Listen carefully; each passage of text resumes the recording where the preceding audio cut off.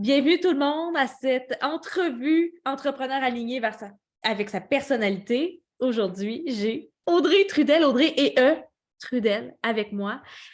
Et je suis certaine qu'on va avoir des réponses complètement inattendues d'Audrey aujourd'hui. Juste avant celle que c'est la première fois qu'ils sont sur la page ou sur la chaîne YouTube ou Spotify. Mon nom, c'est Christine Rivet, je suis experte en communication et comportement humain.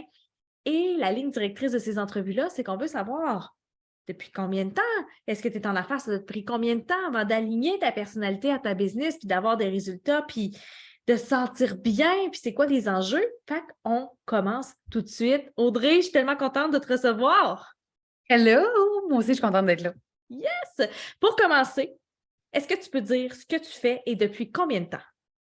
Oui, mon Dieu, depuis presque 6 ans maintenant, on dirait que j'en viens pas que je coach, en fait, que j'accompagne principalement des femmes. J'ai longtemps dit au niveau du syndrome de l'imposteur, du passage à l'action, de la confiance en soi, du mindset, mais si je résume ça, je dirais au niveau des transitions, du changement dans sa vie, parce que c'est souvent à ce moment-là que le syndrome de l'imposteur se pointe, qu'il y a une petite baisse de confiance.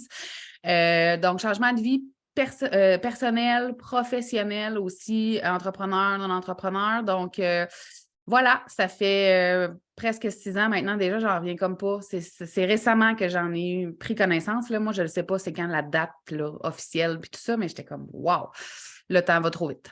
Mais hein, que le temps passe vite, surtout quand tu es dans l'action puis que tu te dis oh, tout ce que j'ai créé depuis toutes ces années, c'est capoté raide. Puis depuis que tu as commencé, là, puis là, tu parles du syndrome de l'imposteur puis du mindset, sûrement que la prochaine question va être difficile pour plusieurs personnes qui vont nous écouter. Qu'est-ce qui te démarque, toi, de tes compétiteurs? T'es-tu déjà posé la question? Ah, souvent. Pour vrai, je me l'ai souvent posée en cherchant une réponse, j'ai envie de dire une réponse concrète, tu sais, au niveau de mon expertise ou de... C'est sûr que je suis très calée dans le syndrome de l'imposteur parce que c'est quelque chose avec quoi j'ai vécu longtemps. Quand j'ai voulu me lancer, puis j'ai choisi ce thème-là en premier, j'ai fait bien des recherches, puis mon Dieu, il y a des études scientifiques faites là-dessus. C'est bien, bien impressionnant. Fait que je pense que je connais ça énormément. Mais honnêtement, je pense que ce qui me distingue le plus, là, c'est mon humanité, ma bienveillance, le fait que j'accueille les gens sans jamais les juger dans tout ce qu'ils sont, puis que je leur donne la permission d'être qui ils ont envie d'être, puis ils sont accueillis exactement comme ça. Tu sais, je pense que c'est ça. Ben oui, tu crées cet espace-là magnifiquement de hey, tu es en sécurité ici, puis tu peux montrer ta vulnérabilité, puis on ne l'utilisera pas contre toi, puis c'est ça qui fait que tes clientes évoluent autant finalement. Exact. Yes. Fait que là, on a parlé de ce qui te démarque, mais mettons qu'on plonge dans ta personnalité. Qu'est-ce qui t'aide le plus à avoir les résultats que tu veux dans ta business? J'ai envie de dire, c'est quoi l'expression?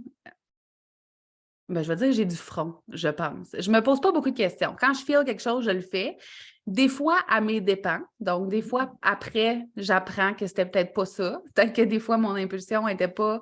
Il aurait peut-être fallu la laisser germer. Mais avec ça vient énormément de persévérance, puis de résilience, puis de capacité à me relever tout le temps. Parce que l'entrepreneuriat, c'est ça. C'est de tomber plus souvent qu'autrement. Et de retrouver ce courage-là, cette force-là d'avancer, peu importe ce qui est arrivé, tu sais. Je suis contente que tu dises ça parce que ça revient souvent, souvent, souvent de devoir tomber pour apprendre et continuer, faire autrement. Parce qu'il y a beaucoup, beaucoup, beaucoup de femmes entrepreneurs qui essayent de se lancer en affaires, mais qui attendent que tout soit parfait, puis de ne pas se tromper, puis de paraître crédible, puis de paraître comme s'ils connaissaient tout. On est tous passés par là, hein, moi puis toi, Audrey, de comme faire hey, je suis crédible, je vais le montrer. Mais finalement, c'est d'essayer des choses alignées avec nous. Puis garde, si ça marche, ça marche. Si ça marche pas, ça marche pas. C'est juste que en agissant rapidement, on a plus de chances de faire un coup de circuit en essayant. Exact. Tu as bien plus de chances que ça fonctionne. Tu as aussi plus de chances que ça ne fonctionne pas parce que tu vas essayer plus de choses. Mais, comment je te dirais bien ça? C'est en essayant que tu vas apprendre sur toi. Puis même si ça ne marche pas, ça n'a rien à voir avec ta valeur, ça n'a rien à voir avec tes compétences. Il y a tellement de facteurs qui peuvent faire en sorte que quelque chose ne fonctionne pas, que la dernière affaire à faire, je pense, c'est se remettre en doute soi-même, tu sais. Tellement. J'aime vraiment ce que tu viens de dire. Puis, ça t'a pris combien de temps pour te sentir aligné avec ton entreprise, puis le rôle que tu t'es donné dans ton entreprise? Oh mon Dieu. Ça, là, Christine, là. Talk to me. Oui, c'est une question, j'ai envie de dire, à laquelle je n'ai pas de réponse fixe, dans le sens où il n'y a pas de moment. Je pense qu'il y a des moments où je suis alignée, puis il y a des moments où je me perds, puis je finis toujours par me retrouver, puis des fois, je me perds, puis j'apprends. Puis des fois, j'apprends, puis c'est un peu plus dur, c'est un peu plus challengeant. Mais je pense qu'à chaque fois, c'est parce qu'on évolue tellement, là. Surtout quand on est entrepreneur, on évolue vraiment vite, on grandit, comme on se dit en message privé, toi et moi, on grandit, on prend de l'expansion. Fait que le réalignement, il est un peu constant. En tout cas, dans mon cas, c'est comme là, c'est ça, puis là, je le file, puis je le fais, puis ça va bien, puis là, à un moment donné, ah, non, non, non. C'est plus ça parce que moi, j'ai évolué, tu sais. Donc, ce que je veux ou ce que je veux offrir ou la façon dont je veux impacter les gens, ça change aussi. C'est juste que des fois, je pense qu'on se freine à accepter ce changement-là nous-mêmes, tu sais. Puis c'est quoi les pensées limitantes ou pas qui te passent par la tête quand tu es en mode Ah, je suis en réalignement? Ah, mon Dieu, dans ce temps-là. Dans ce temps-là, je pourrais être ma meilleure cliente. Dans le sens où, tu sais, on questionne, c'est humain là, de se questionner sur sa valeur, sur si c'est correct, qu'est-ce qu'on fait, si ça a vraiment de l'impact, si les gens vont aimer ça, si les gens vont adhérer, si ça va vraiment les soutenir aussi comme on veut que ça les soutienne. Tu sais, c'est le fun d'avoir une idée, que ça nous excite, mais ça reste qu'au bout du compte, quand on accompagne, quand on offre des services parce qu'on veut aider les gens, Ouais. il y a une tonne de questions, puis de remises en question, puis des fois, pourquoi j'ai fait ça, puis pourquoi je ne l'ai pas fait avant, puis mais anyway, c'est là que tu es rendu ici maintenant, puis fais juste le faire. Ah, fais juste le faire. Si on pouvait dire ça hein, à nos clientes, là, sors de ta tête, fais juste le faire, puis après ça, ils nous les renverraient à nous, puis là, on ferait comme oh shit. On le sait ce qu'on doit faire en entrepreneuriat. On le sait, c'est juste qu'il faut passer par-dessus nous autres. Puis moi, ça m'a pris Oui. vraiment beaucoup de temps avant de comprendre, tasse-toi de ton propre chemin. Genre, je le faisais physiquement, là. J'étais comme, je me suis tassée, là, c'est quoi qui se passe? Mais Ouais. c'est vraiment difficile à mettre en place. Prochaine question. C'est quoi ton plus grand défi que tu as eu depuis que tu as commencé? Puis comment tu as fait pour le travailler? Ah! Étrangement, OK? Je pense que de par ce que je dégage, les gens pensent que j'aime ça me montrer, j'aime ça être vue, j'aime ça être en groupe. C'est vrai de par les réseaux sociaux, dans le sens où pas tant que j'aime ça, mais que c'est facile pour moi de le faire. Là où c'est plus challengeant pour moi, c'est dans le vrai monde. C'est là où c'est difficile. C'est comme si ça me met inconsciemment, puis c'est pas les gens, là, mais inconsciemment, je me mets une pression de ils vont avoir des attentes, ce qu'ils pensent de moi, tu sais, est-ce que c'est vraiment ça que je suis? Est-ce qu'ils vont être déçus quand ils vont me voir? On dirait que je ne sais pas quoi dire aux gens qui viennent me voir puis qui me remercient parce que j'ai dit quelque chose un jour puis que ça leur a fait un déclic. Fait que ça me rend super mal à l'aise. Puis je pense que des fois, j'ai eu l'air bête, même si je ne voulais pas. Là, je ne sais pas gérer ça. Puis moi, j'ai eu longtemps peur, puis c'est encore quelque chose sur quoi je travaille, d'être très populaire. Donc, pour moi, ma vie personnelle, mon intimité, c'est super important. Et je me rappellerai toujours, il y a une de mes coachs un jour qui m'a dit, tu sais, Audrey, tu ne seras pas Angelina Jolie, là. Tu vas pouvoir aller faire ton épicerie, puis les gens vont te foutre la paix. Et ce qui est très, très drôle, c'est qu'à 2 reprises récemment, mon chum s'est fait reconnaître à l'épicerie par des gens dans ma communauté. Ça me fait rire. Je me dis, l'univers me le renvoie bien, tu sais, pour que ça me fasse rire. Mais ça, c'est quelque chose qui me challenge. Puis je réalise que ça vient de...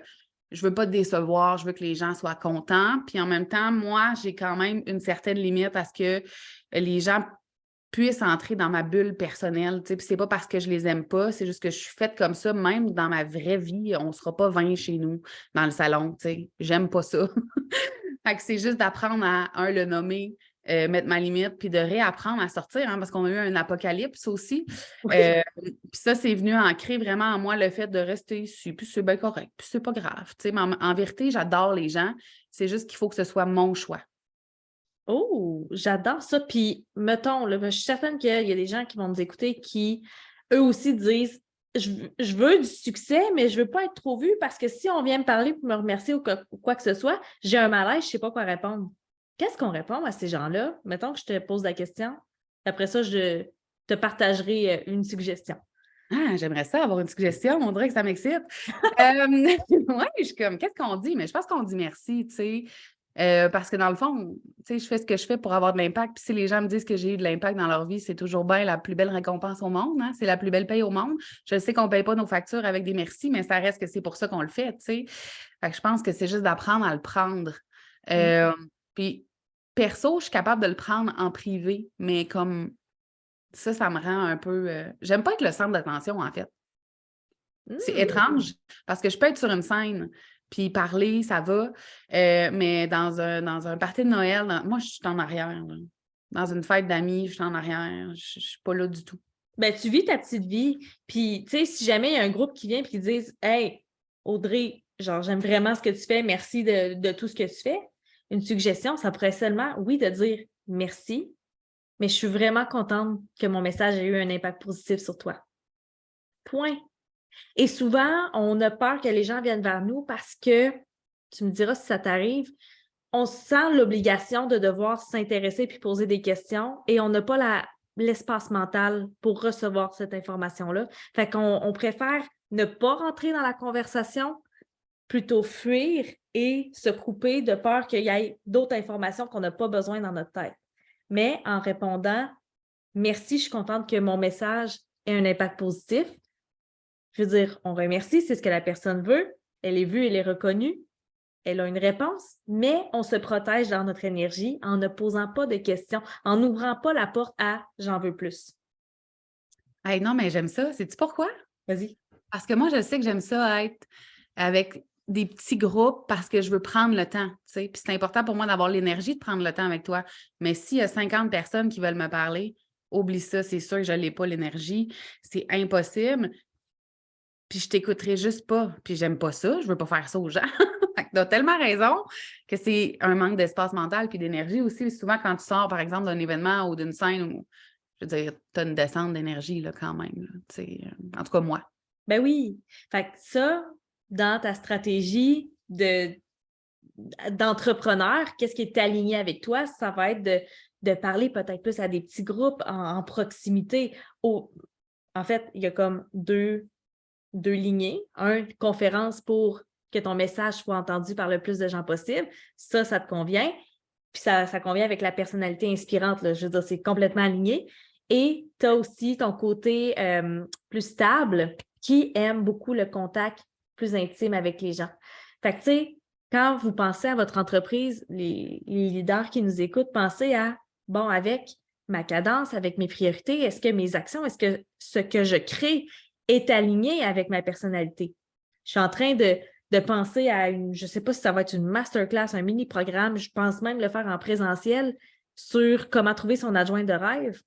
Puis, avant de créer n'importe quel contenu, il faut vraiment que je m'aligne avec la façon que je vais le livrer. Ça va être comment? Comment je vais me sentir bien? Ça va-tu être avec un petit groupe, un grand groupe? Ça va être sur le web, en présentiel? Tout a à voir avec votre personnalité. Fait que, tantôt, tu parlais de ton grand enjeu. Puis là, qu'est-ce que tu as fait pour le travailler? Beaucoup de prises de conscience, j'ai envie de dire, mais comment j'ai fait pour avoir ces prises de conscience-là? C'est comme si je le savais, mais je ne voulais pas le savoir. Donc, je faisais un peu d'évitement, puis par expérience, quand tu fais de l'évitement, bien, la vie, elle va te mettre une couple de petites affaires d'en face pour que tu ouvres grand tes yeux. Tu sais, qu'on croit à l'univers ou non, what, peu importe, je trouve que des fois, les choses s'enchaînent assez bien pour que tu t'ouvres les yeux. Et pour vrai, ma réponse, moi, habituellement, quand je prends conscience de quelque chose, c'est je prends action, même si j'ai peur. Parce que je le sais que c'est de l'autre bord que ça va se passer. Puis que si je reste là, je vais rester inconfortable, je vais rester avec les résultats que j'ai là aussi. Puis, depuis le début de mon entreprise, moi, quand on fait faire des exercices de visualisation ou d'écrire ma vision, quand je ferme mes yeux, puis au début, je ne comprenais même pas, là, mais la première chose que je vois, c'est moi sur une scène, puis il y a des dizaines de milliers de personnes en avant de moi. Puis au début, je ne comprenais pas. Puis là, on dirait que je suis en train de comprendre que ça fait partie de mon chemin de faire ça, tu sais. Puis je dis à la blague depuis à peu près 2 ans que je vais faire le Centre Bell, mais je ne vais pas prendre un café avec 15 personnes, tu sais. Fait qu'il y a quelque chose qu'il faut que je fasse pour que ça se produise. Moi, j'ai écouté Matt Duff au Centre Bell, l'humoriste, puis quand je l'ai vu sortir de scène, pleurer, j'étais émue parce que je me suis dit, ce gars-là est l'exemple parfait de ce que j'enseigne. Il est complètement lui-même, il ne se pose pas de questions, il décide qu'il fait quelque chose, puis il le fait. Puis les gens l'aiment parce qu'il est ce qu'il est, tu sais. Il est pas, excuse-moi Matt, là, mais t'es pas super pertinent, tu sais. C'est pas toujours cohérent, mais c'est comme ça qu'on l'aime, puis on n'a jamais voulu le changer, tu sais. Le public, on l'a pris comme ça, puis je pense que c'est le plus beau cadeau comme humain qu'on peut pas se faire que d'être ce qu'on est, tu sais. Pour moi, c'est un bel exemple. Je suis tellement contente que tu parles de Matt Duff parce que c'est aussi un modèle que je regarde et qu'à chaque fois que je tombe sur ses stories, je suis comme hey, il peut envoyer chier le monde, il peut dire désabonnez-vous, je m'entorche, puis les gens sont encore là. Christine, arrête donc de te censurer. Les gens qui veulent être là vont être là. Fait que si vous le suivez pas, je trouve que c'est un super bel exemple de quand tu es toi-même, tu peux plaire quand même. Est-ce qu'il y a des messages de haine? Sûrement. Est-ce qu'il s'entorche, pour reprendre son langage? Oui, vraiment. Puis à la limite, là, il prend ces commentaires-là, puis il en fait encore du contenu. Comment prendre toutes les situations dans lesquelles on a peur pour en faire du contenu pour les gens qui nous aiment? Exact, exact. Moi, je me dis, ce petit gars-là du Saguenay, là, je ne sais pas si c'est le Lac-Saint-Jean, je pense vraiment que c'est le Saguenay, là, pour pas qu'on me lance des roches. Ce petit gars-là, il devait chier dans ses shorts, là, d'être au Centre Bell, là, tu comprendras bien. Eh oui. Puis ce que j'aime beaucoup, c'est que lui, sa personnalité est très, très, très inspirante. Ça va vite dans sa tête. Il dit souvent, ça va vite, ça va vite, ça va vite. Et ce que j'ai vraiment aimé un jour, c'est que quand j'ai entendu qu'il ne faisait jamais quelque chose 2 fois, il ne fera jamais un spectacle plus qu'une fois. C'est tout le temps des stunts. Fait que des événements spontanés qui ne reviendront pas. Puis là, quand tu regardes ça, puis tu compares ça à ton entreprise, tu es comme « Ah, mais à quel point ça doit être énergivore? » Pas pour quelqu'un avec une cadence rapide. Ce qui va être énergivore pour quelque chose à une cadence rapide, c'est de toujours répéter la même chose. Puis je me suis beaucoup, beaucoup vue en maths dans le sens où je me demandais pourquoi je n'étais pas capable de répéter de la théorie. J'apprends quelque chose, je l'intègre, tout, je veux l'enseigner, je peux le faire juste une fois. Sinon, je m'emmerde. T'es-tu pareil? Oui, oui, comme les conférences que je donnais avant l'apocalypse, oui, il y a des thèmes qui suivent, puis les histoires reviennent, mais je ne l'ai jamais appris par cœur, je ne l'ai sûrement jamais donné de la même manière, je n'ai sûrement jamais fait la même joke. C'est impossible pour moi ça, sinon, je n'ai pas d'émotion, je suis plate. Pour vrai, si j'avais lu tes questions, parce que je sais qu'il y en avait, si je les avais lues avant, je ne t'aurais pas bien répondu. Je ne t'aurais pas répondu en étant moi. Je comprends. Fait que, tu sais, ça aussi, là, ça joue sur l'alignement des décisions que tu prends en affaires. Est-ce que tu es coach, puis tu enseignes, puis que c'est toujours les enseignements des mêmes thèmes qui reviennent de la même façon? Ou si tu prends la stratégie de les enregistrer une fois sur une plateforme, puis que quand tu es avec tes clients, tu restes dans ton flow, tu restes dans le question-réponse, tu restes dans voici ce qui m'inspire dans le moment. Tu sais, ça aussi, ça peut jouer sur la façon que tu crées. Exact. Good. Exact. Puis c'est pas parce que tu enregistres une vidéo, par exemple, sur la confiance en soi sur une plateforme de formation que tu peux pas, en coaching, en parler pendant 2 heures, mais comme tu as envie d'en parler, tu sais, puis où tu es ici et maintenant avec ce concept-là, tu sais. Parce que la semaine passée, il y a 6 mois, puis aujourd'hui, on peut aborder le même thème puis jamais parler de la même chose, tu sais. Fait que ouais, là-dessus, on se ressemble, je pense. Tellement. En ce moment, là, en date d'aujourd'hui, c'est quoi ton plus grand succès? Puis c'est quoi ton plus grand enjeu? C'est drôle, ça va ensemble. Ah! Parce que pour moi, ma plus belle victoire pour de vrai dans mon entreprise, ça a été ma première conférence à vie où j'avais été invitée et il y avait 1000 personnes. Moi, je n'avais jamais fait de conférence de toute ma vie, puis j'avais été invitée et même rémunérée, très bien rémunérée, d'accord? Fait que j'étais un peu déstabilisée et ça a été un moment, c'est là où je me suis aperçue en fait que c'était facile pour moi. Pas de stress, rien du tout. La réceptivité a été incroyable. Ce moment-là dans ma vie, je ne pourrai jamais l'oublier. Puis en même temps, en ce moment, c'est ma plus grande crainte. Fait que, tu vois, c'est très relié. C'est mon plus grand défi de retourner dans le vrai monde. Mais je sais que ça va être énergisant. J'allais dire énergivore. C'est pas ça du tout. Énergisant. Mais j'ai tellement hâte là, que tu redonnes ta prochaine conférence, puis ça fit avec la dernière question. Qu'est-ce qui s'en vient pour toi dans les prochains mois? Fait que là, c'est l'heure de dropper ta date. Oui, c'est le 27 mai. Parce qu'à matin, on ne le savait pas. Fait que c'est super.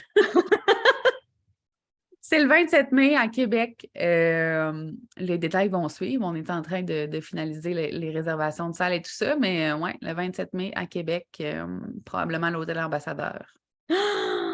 Une conférence. Sur quel thème? Est-ce que tu le sais? Oui, elle s'appelle Une vie fucking extraordinaire, ça se peut. Wow! J'ai des frissons. Il me semble que ça te ressemble vraiment, vraiment, vraiment beaucoup. Ça Y va être a-t-il le autre fun. chose qui s'en vient pour toi? Ben, qui s'en vient, non. Tu sais, en background, il y a encore mon académie, qui est l'Académie Exaltée. C'est mon école de développement personnel. Donc, ça, c'est encore là. Oui. C'est quand même nouveau. Mais sinon, non. Ça s'en vient. Je termine d'écrire mon livre aussi dans les prochaines semaines. Fait que ça aussi, ça a été un beau défi. C'est des gros morceaux. Félicitations pour tout ça. Puis de ne pas avoir lâché après 6 ans. Puis de continuer toujours en te rappelant la mission que tu as, qui est d'impacter la vie des femmes dans le développement personnel. Moi, je suis vraiment fière de toi, puis je suis vraiment contente que tu sois mon amie. Vraiment. Fait que merci pour ton temps, pour tes belles paroles, pour ton partage, puis on se dit à bientôt. Merci, Christine.